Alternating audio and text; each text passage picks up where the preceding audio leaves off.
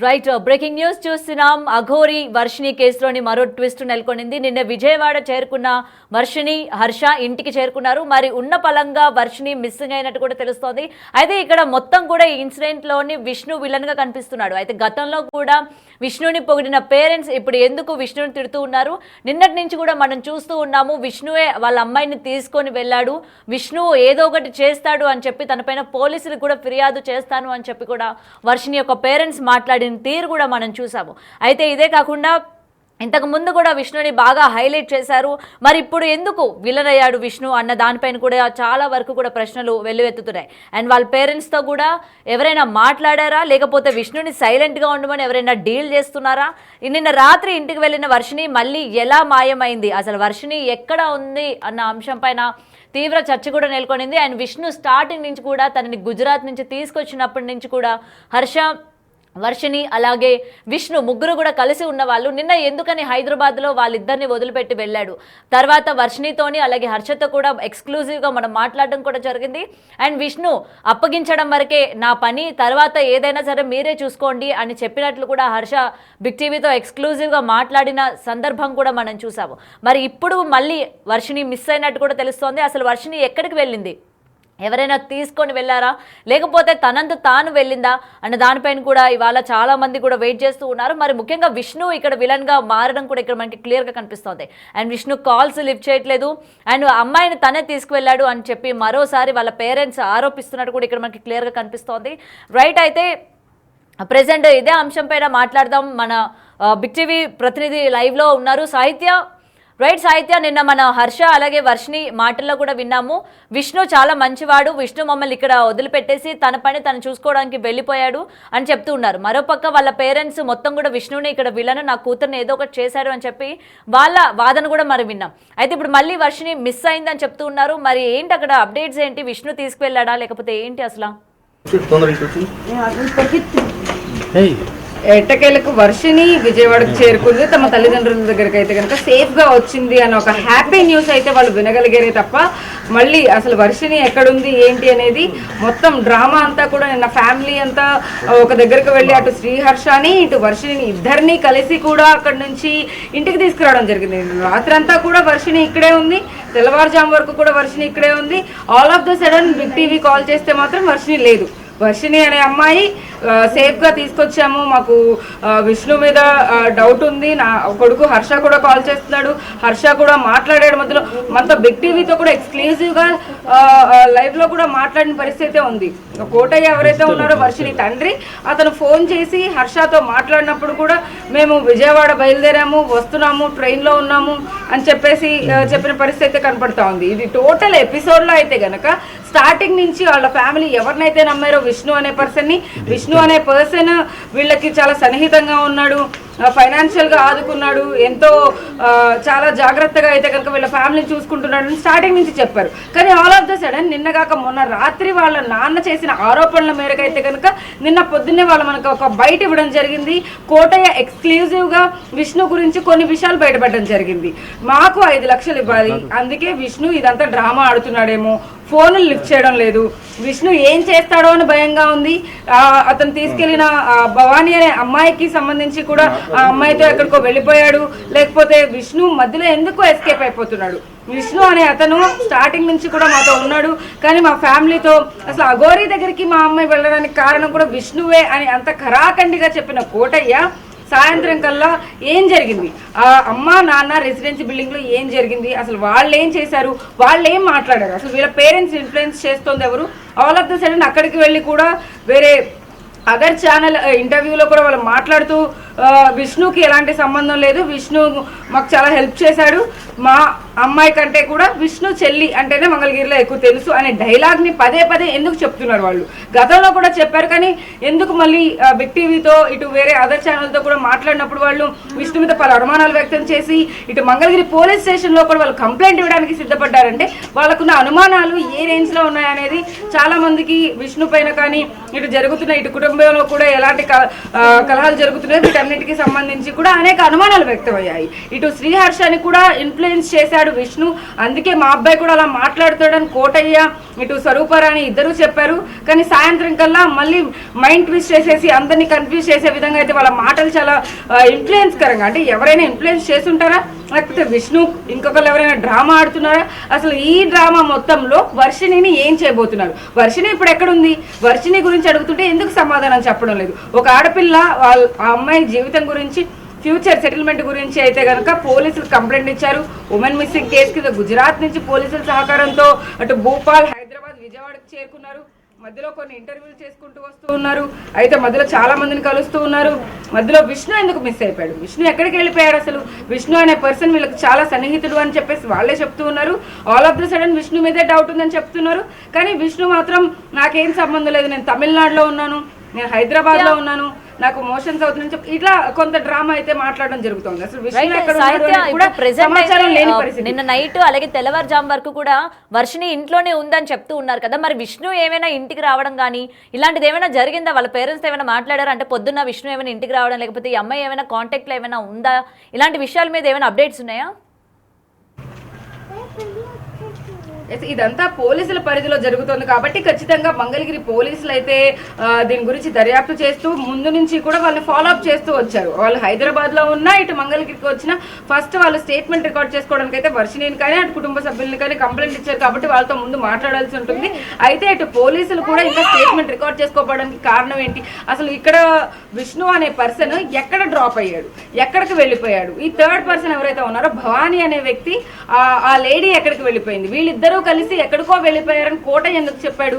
వీళ్ళందరూ ఒకవేళ మంగళగిరికి వచ్చుంటే మంగళగిరికి వచ్చిన తర్వాతే మళ్ళీ వర్షిణిని విష్ణుతో ఇచ్చి ఎక్కడికైనా పంపించారా, లేకపోతే ఏం చేస్తున్నారు? వాళ్ళ పేరెంట్స్కి ఏమైనా కన్ఫ్యూజన్స్ ఉన్నాయా, లేకపోతే వాళ్ళు ఎందుకు ఇలా ఎవరో చెప్పినట్టుగా మాట్లాడుతున్నారు అనే అనుమానాలు కూడా వ్యక్తం అవుతున్నాయి. ఎందుకంటే చాలా ఖచ్చితంగా అయితే కనుక ఇక్కడ క్లియర్ కట్ గా మనకు అర్థమవుతుంది. వాళ్ళు మాటలు మార్చేస్తూ ఉన్నారు. నేను బిగ్ టీవీలో ఎక్స్క్లూజివ్ గా అయితే కనుక వాళ్ళ అబ్బాయితో మాట్లాడారు.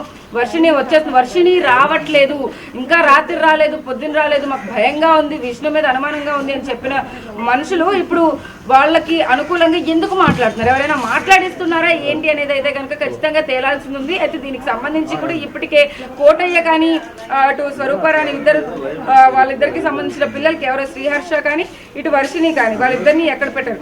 శ్రీహర్ష కూడా బయటికి రాని నేపథ్యంలో అయితే కనుక వర్షిణికి అసలు సేఫ్టీ మెజర్మెంట్స్ ఏమైనా తీసుకున్నారా లేదా?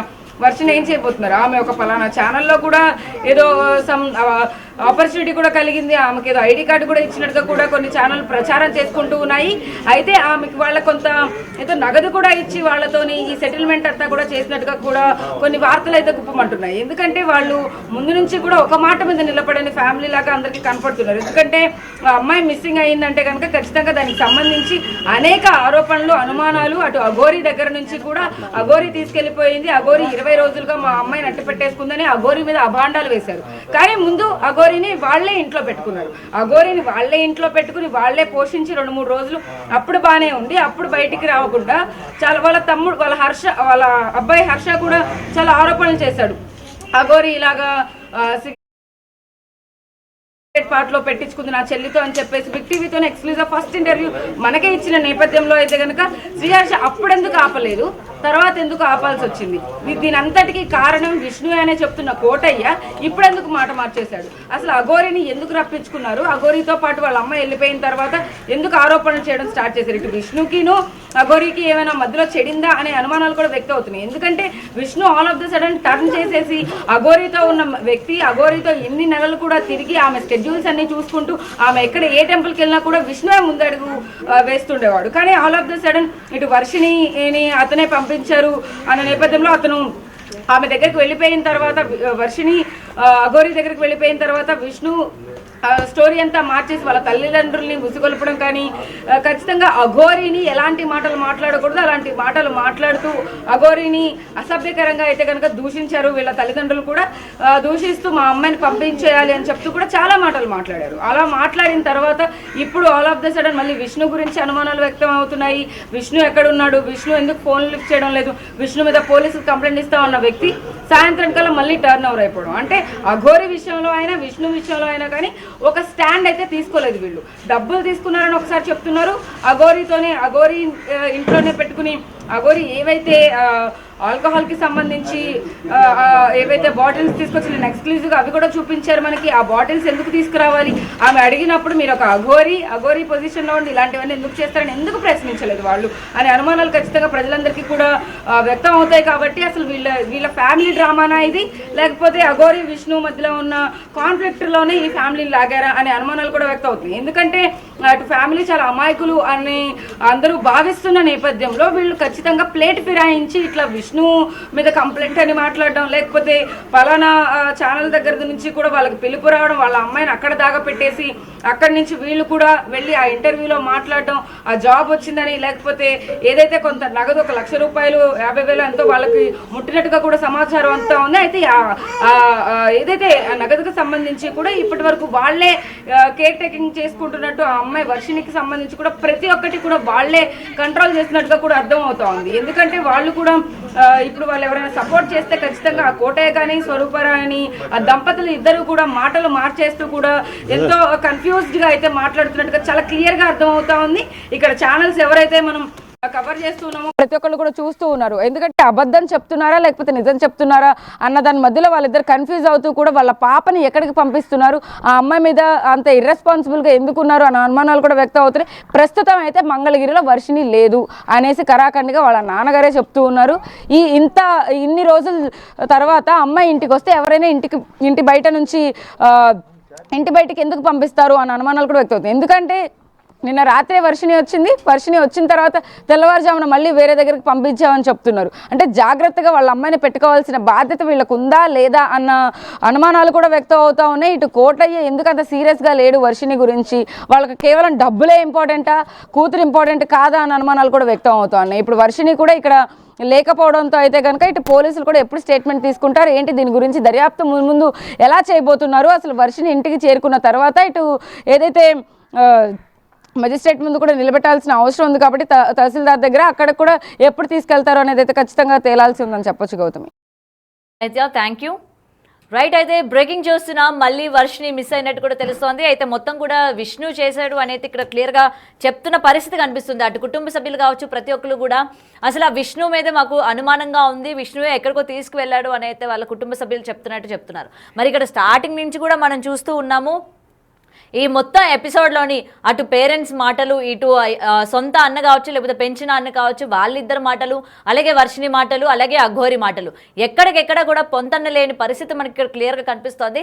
మరి దీనిపైన అసలు ఏం జరుగుతుంది ఏంటి, నిజంగానే విష్ణు తీసుకెళ్లాడా? నిన్న మనం హర్షతో కనుక మాట్లాడిన సందర్భం కనుక మనం చూసుకున్నట్లయితే లైవ్లో ఆయన చెప్పడం జరిగింది, కేవలం అప్పగించడం వరకే అతని బాధ్యత కాబట్టి అప్పగించి వెళ్ళిపోయాడు అని అయితే అతని అన్న చెప్తూ ఉన్నాడు. మరి ఈ గ్యాప్లోని ఇంటికి తీసుకొచ్చిన తర్వాత తెల్లవారుజామున ఎవరు తీసుకెళ్లారు, ఎక్కడికి తీసుకెళ్లారు, మళ్ళీ అమ్మాయి బయటికి వెళ్లాల్సిన పరిస్థితి ఏమొచ్చింది అని చెప్పి కూడా ఈరోజు చాలా మంది వెయిట్ చేస్తూ ఉన్నారు. మరి దీనికి సంబంధించి లైవ్లోని ఒకసారి విష్ణుకి అయితే కాల్ చేద్దాము. మరి విష్ణు ఏమంటారు, ఏంటి ఆయన పైన వస్తున్న ఆరోపణల్ని అతను ఏ విధంగా చెప్పుకుంటారు, సమర్థించుకుంటారు ఏంటి అన్న విషయాలు క్లియర్గా తెలుసుకునే ప్రయత్నం కూడా చేద్దాం.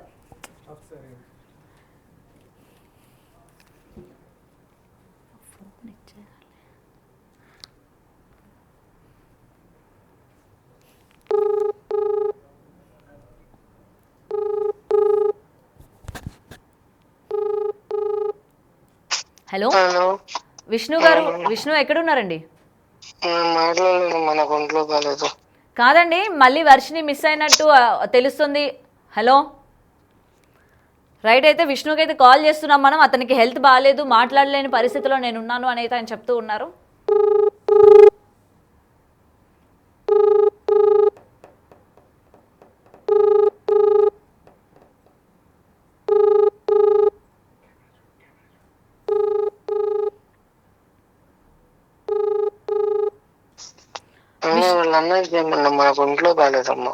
కాదు విష్ణు గారు ఒక్కసారి వర్షిని ఏమైందండి?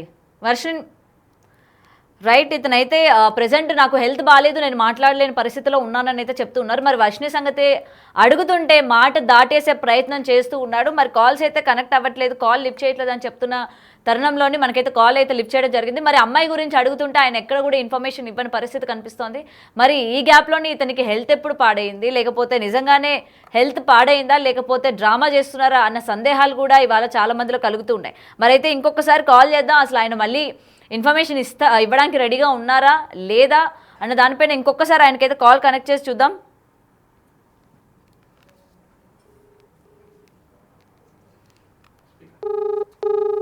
The number you have dialed is currently busy.